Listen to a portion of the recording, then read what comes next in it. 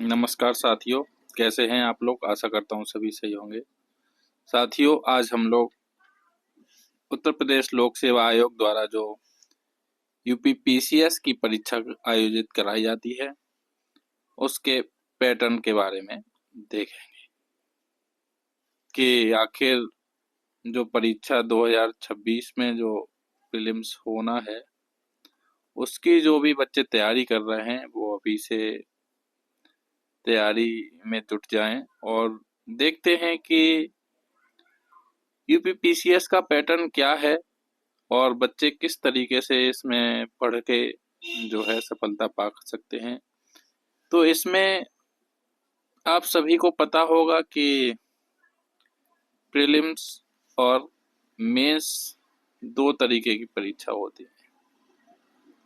जो बच्चा prelims qualify कर जाएगा वो मेंस में एलिजिबल हो जाएगा मेंस देने के लिए। ठीक है, तो हम देखते हैं कि प्रीलिम्स में कितने नंबर का होता है, कितने पेपर होते हैं। तो प्रीलिम्स में जो है वो हम लोग देखते हैं तो प्रारंभिक परीक्षा जो है वो होती है वस्तुनिष्ठ प्रकार की। प्रीलिम्स जो हमारा होता है वो एमसीक्यू बेस्ड होता है। इस परीक्षा में एमसीक्यू मतलब मल्टीपल चॉइस क्वेश्चंस आते हैं, जो कि हमें एक प्रश्न दिया रखा होगा, उसके 4 विकल्प होंगे, उसमें से हमें जो सही उत्तर है वह लगाना होगा। अब देखते हैं प्रीलिम्स में भी कितने पेपर होते हैं। तो प्रीलिम्स में जीएस 1 होता है और जीएस 2, जीएस 1 और जीएस 2। अब इसमें भी क्या है कि जो पेपर 1 जो होता है जीएस 1 ये होता है 200 अंक का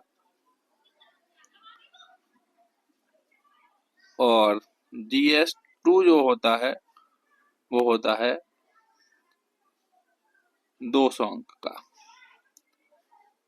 मतलब कि जो पेपर है जीएस 1 और जीएस 2 दोनों ही 200-200 अंक के होते हैं, लेकिन जो जीएस 2 होता है, जो जीएस 2 होता है वह होता है क्वालिफाइंग नेचर का, जिसे हम बोलते हैं सी सेट। जीएस 2 जो होता है वो होता है क्वालिफाइंग नेचर का, जिसे हम बोलते हैं सी सेट। अब इसमें क्या है, इसमें है तो सी सेट में 200 नंबर का होता है और इसमें प्रश्न कितने आते हैं। तो सी सेट वाले पेपर जो जीएस 2 है,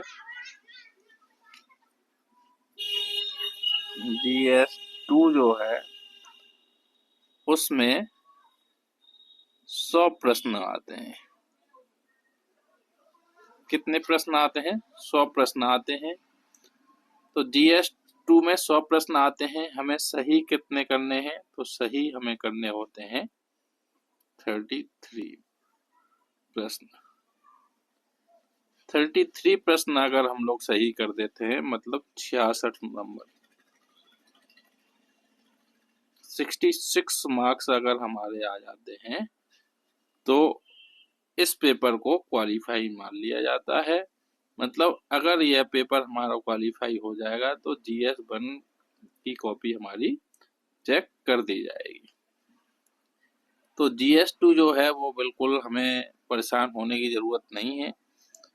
100 प्रश्न में से हमें 33 सही करने होते हैं और इसका कहीं भी मेरिट में नहीं जुड़ता है।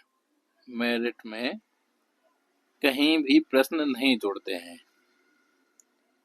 ठीक है, ये सिर्फ हमें क्या करना है? क्वालिफाई करना है। सिर्फ हमें क्वालिफाई करना है सी सेट को।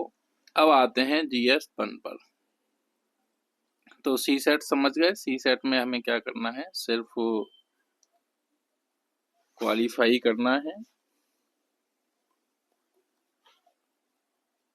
जिसमें कि हमें 33 क्वेश्चन सही करने हैं। अब GS1 जो है इसमें, हाँ एक चीज और है, इसमें 100 प्रश्न आते हैं, ये सभी को बता दिया, लेकिन GS1 में जो है वो आते हैं 150 प्रश्न। GS1 में कितने प्रश्न आते हैं? 150। 150 प्रश्न GS1 में आते हैं।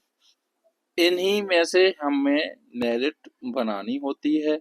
आपके जितने भी सही होंगे, किसी के 100 सही होंगे, किसी के 100 प्लस सही होंगे, किसी के 90 प्लस सही होंगे। तो वैकेंसी के अकॉर्डिंग इसमें जो क्वालिफाइंग कर रहे होंगे, जिन बच्चों के क्वेश्चंस, नंबर ऑफ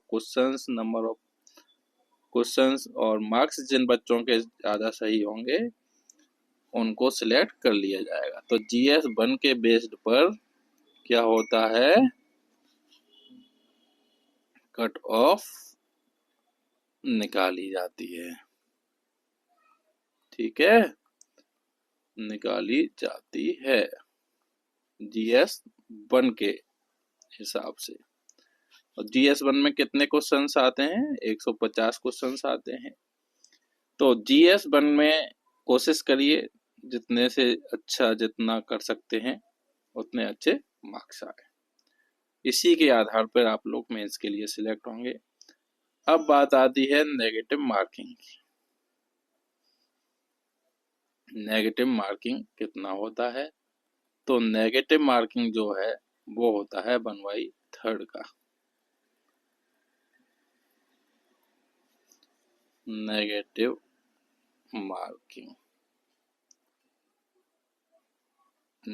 मार्किंग 1/3 का होता है। मतलब कि अगर आपने 3 क्वेश्चंस गलत कर दिए, 3 क्वेश्चंस अगर आपने रॉन्ग कर दिए तो आपका एक सही क्वेश्चन गलत मान लिया जाएगा, मतलब हो जाएगा। तो कोशिश करिए कि जो प्रश्न ना आए उसे छोड़ ही दिया जाए, क्योंकि कोई फायदा नहीं है। मैंने लोगों को एक एक प्रश्न से, एक एक क्वेश्चन से डिस्क्वालीफाई होते देखा है। ठीक है, तो आप लोग कोशिश करिए कि GS1 में जितने अच्छे से तैयारी कर पाए उतने अच्छे से तैयारी कीजिए। नेगेटिव मार्किंग 1/3 है। तो एक बार चलिए फिर देख लेते हैं प्रीलिम्स में क्या क्या है। GS1, GS2, ये क्वालिफाइंग होता है और ये इस पे कट ऑफ निकलता है इस आधार पे। Negative marking 1/3। ठीक है, अब आते हैं मुख्य परीक्षा। मेंस में क्या क्या होता है? हाँ एक चीज और है कि जो PCS का जो फाइनल जो आता है रिजल्ट, उसमें प्रीलिम्स के मार्क्स नहीं जोड़ते हैं। प्रीलिम्स के मार्क्स नहीं जुड़ते। ठीक है,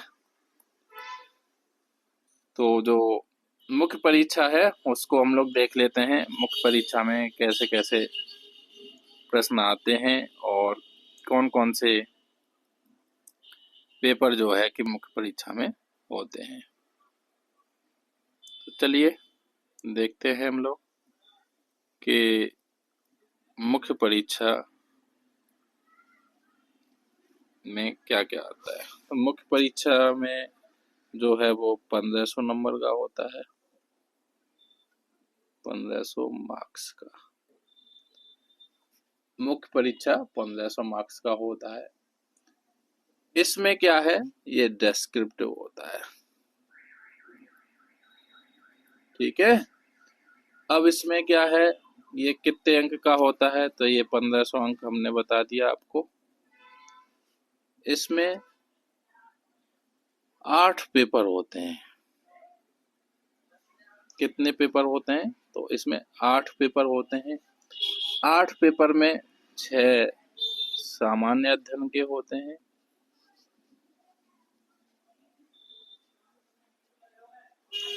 और एक होता है आपका सामान्य हिंदी का,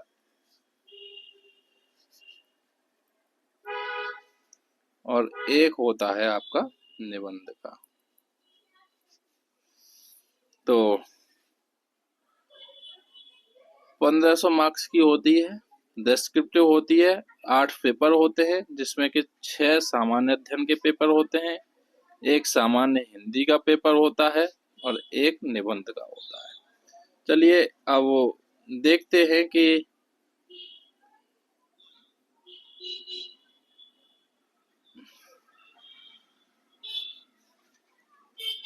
जो पेपर्स होते हैं वो कौन सा कितने मार्क्स का होता है। तो इसमें 8 पेपर हमने बताए थे।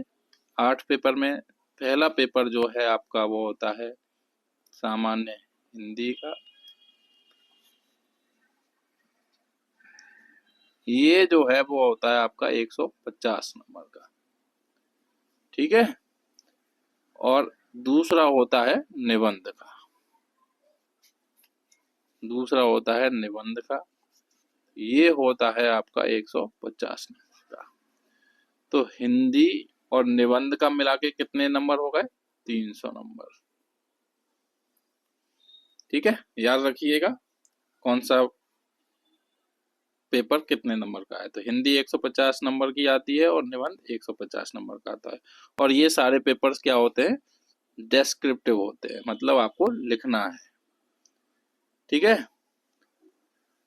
अब 2 पेपर ने के बाद उसमें GS 1 से लेके GS 6 तक होता है। GS 1, GS 2, GS 3, GS 4, GS 5 और GS 6।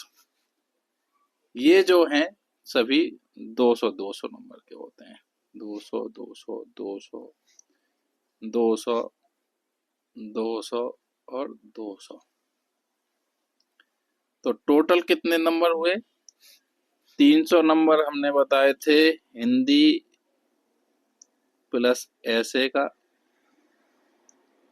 हिंदी प्लस ऐसे का 300 नंबर, प्लस 200 ये, प्लस 200 ये, प्लस 200 ये, प्लस 200 ये, प्लस 200 ये। तो 300 plus 200 500, plus 200 700, plus 200 900, plus 200 1100, plus 200 1300, plus 200 1500, ठीक है। अब इसमें होता क्या है कि 1500 नंबर की क्या हुई? मुख्य परीक्षा।